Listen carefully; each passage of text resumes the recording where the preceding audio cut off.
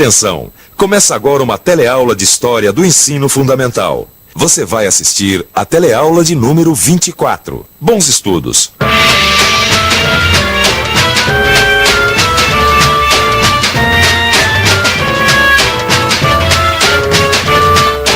Hoje nós vamos sair do palácio e ver como a República Velha foi para o povo.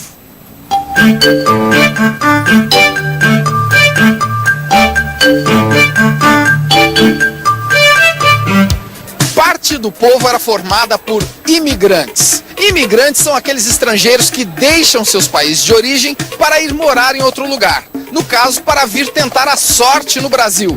No início do século XX, os trabalhadores das cidades eram principalmente imigrantes europeus. Eles chegaram a representar 92% da população de trabalhadores do estado de São Paulo. Esses imigrantes vieram ao Brasil em busca de terra e de trabalho. Na Europa, terra e trabalho era justamente o que mais faltava a essas pessoas. Os imigrantes se integraram facilmente à vida em nosso país. Eles se misturaram com os brasileiros e ajudaram a formar a cara do Brasil de hoje. Pois é, mas tantas mudanças e modernidades não passaram em brancas nuvens. Na aula de hoje nós vamos ver como o povo brasileiro participou desse processo, na luta pela cidadania. Nós vamos falar nessa aula sobre os movimentos sociais nas cidades, os movimentos urbanos, e nos movimentos sociais no campo, os movimentos rurais. E nós vamos começar por aqui. Vamos ver o que acontecia nas cidades durante a Primeira República. Você tem certeza que é isso que a gente vai falar? Absoluta. Pode ser, vamos lá. A gente falando isso nem vai parecer operário do início do século, Gil. Olha só para as reivindicações. Fala. Pela liberdade para todas as pessoas detidas por motivo de greve. Essa é boa. Que nenhum operário seja dispensado por haver feito greve. Pelo direito de associação para os trabalhadores. Abaixo a exploração do trabalho dos menores de 14 anos nas fábricas e oficinas. Abaixo o trabalho noturno para os menores de 18 anos e das mulheres. Ei! E pelo aumento de 35% nos salários inferiores a 5 mil réis e de 25% dos salários mais elevados. E pelo pagamento a cada 15 dias e o mais tardar 5 dias após o vencimento. E pela garantia do trabalho permanente. Pela jornada de trabalho de 8 horas e pela semana inglesa. Ei! E pelo aumento de 50% em todo o trabalho extraordinário. São Paulo, 1917. Uma greve geral paralisa a cidade nos meses de junho e julho. Mas quais seriam os motivos de se fazer greve naquela época tão distante, em 1917? No fim da Primeira Guerra Mundial, uma revolução na Rússia havia levado operários e camponeses ao poder, liderados pelo Partido Comunista.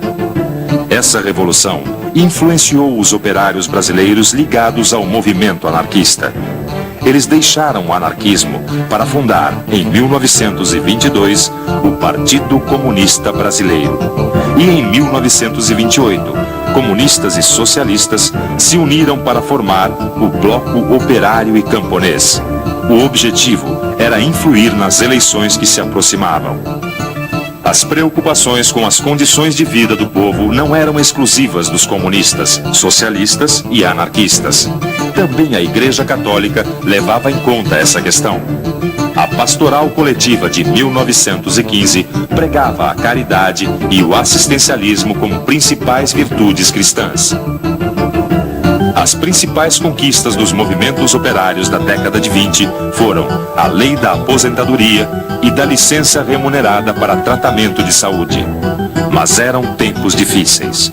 Os governos republicanos desprezavam as reivindicações dos operários e a repressão policial corria solta durante as manifestações de protesto. Pouco a pouco, ao longo da nossa história, os trabalhadores foram conquistando mais e mais direitos. É só ver na nossa Constituição de 1988, que estabeleceu, entre outras coisas, seguro-desemprego, a licença e a liberdade sindical. E se em São Paulo a coisa já estava pegando fogo, no Rio de Janeiro o tempo havia esquentado antes, com a revolta da vacina. Nós vamos ver como foi. De acordo com um político daquela época chamado Benjamin Constant, o Rio de Janeiro era uma cidade bonita e envolvente como uma mulher apaixonada. Mas havia o outro lado da moeda.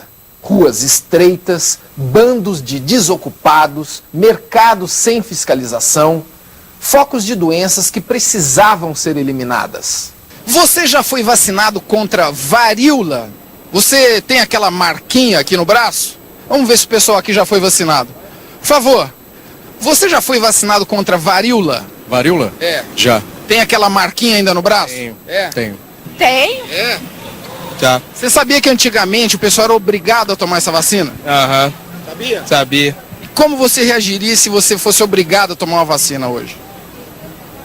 Tomaria. Se é para o meu bem? Ó, tem que ter um bom motivo para tomar essa vacina. A doença, varíola, foi erradicada, quer dizer, não existe mais. Mas em 1904, essa lei que obrigava o pessoal a tomar a vacina causou muita confusão. Mas, ô Gil, eu acho muito boa a iniciativa do Dr. Oswaldo Cruz de vacinar todo mundo. É assim que deve ser um diretor da saúde pública.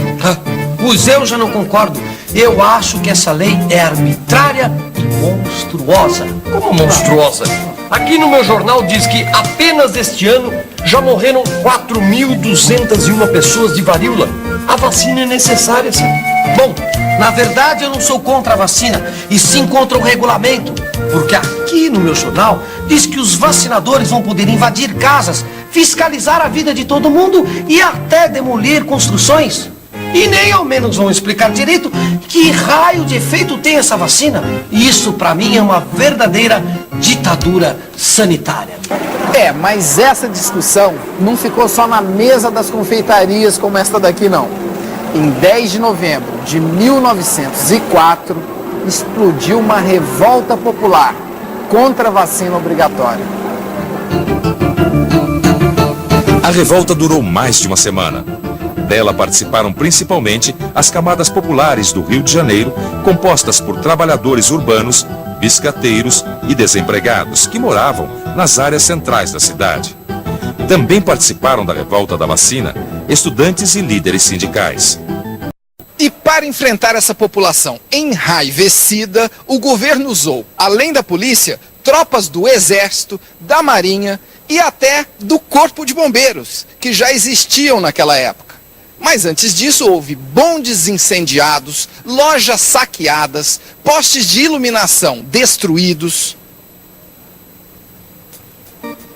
Mas olha só, Gil. Centenas de pessoas presas e condenadas a trabalhos forçados no Acre. Tivemos 90 baixas, 23 mortos e 67 feridos. E o pior, hein? Desses, 36 eram operários. Mas que vergonha! Valeu! Pelo menos ficou temporariamente revogada a obrigatoriedade dessa vacina. Pois é, mas não foi só nas cidades que o povo se rebelou. Os habitantes da zona rural também estavam descontentes. Vamos ver como foi a revolta deles. Aqui entre o Paraná e Santa Catarina, havia uma região rica em madeira e erva mate. Os dois estados contestavam quem tinha direito a ela. Por isso, o lugar ficou conhecido como Contestado. Por volta de 1911, duas empresas inglesas ocuparam as terras. Tinham o apoio dos coronéis e do governo.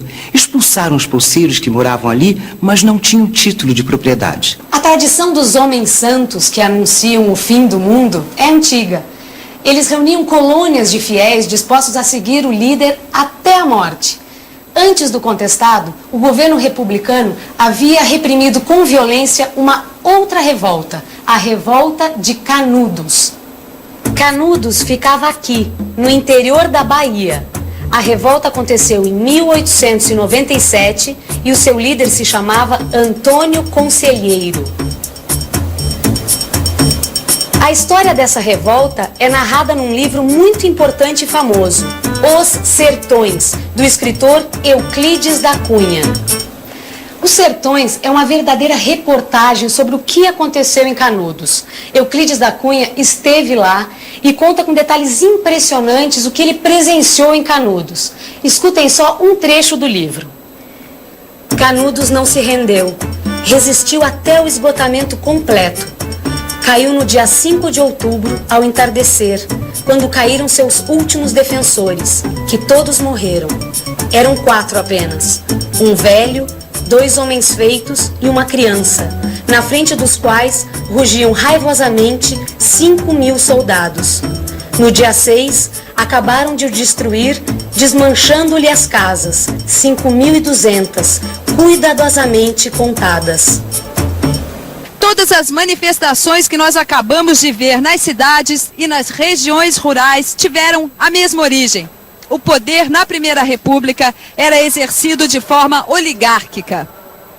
Muito bem, oligarquia quer dizer governo de poucas pessoas. O grosso da população ficava de fora das decisões que mudavam suas vidas. Foi só a partir da década de 20 que essa situação começou a mudar. Foi ficando cada vez mais difícil governar de costas para o povo. Um dos movimentos que defendiam mudanças na República Velha foi o tenentismo. O tenentismo foi um movimento político que nasceu entre os jovens oficiais das Forças Armadas.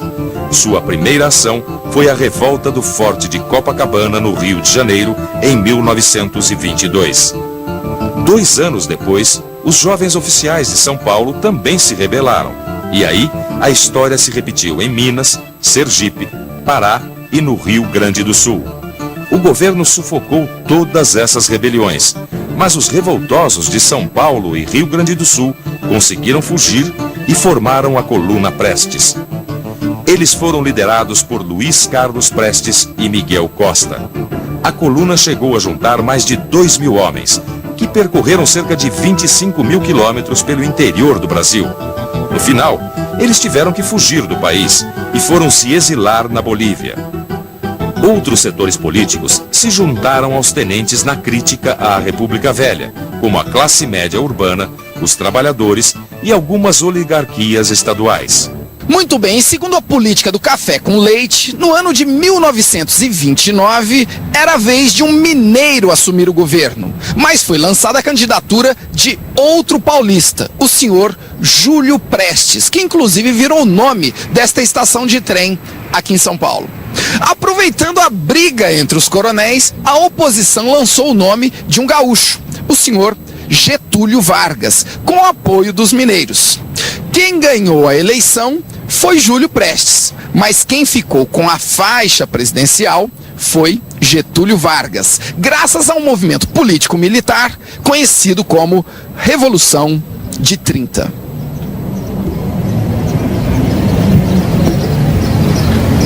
Na memória nacional, a Revolução de 30 é tida como um marco de mudança. Foi a quebra da República das Oligarquias. A partir de 1930, a participação do Estado na sociedade brasileira se transformou. O Estado passou a conduzir o desenvolvimento econômico e a controlar as relações políticas e sociais.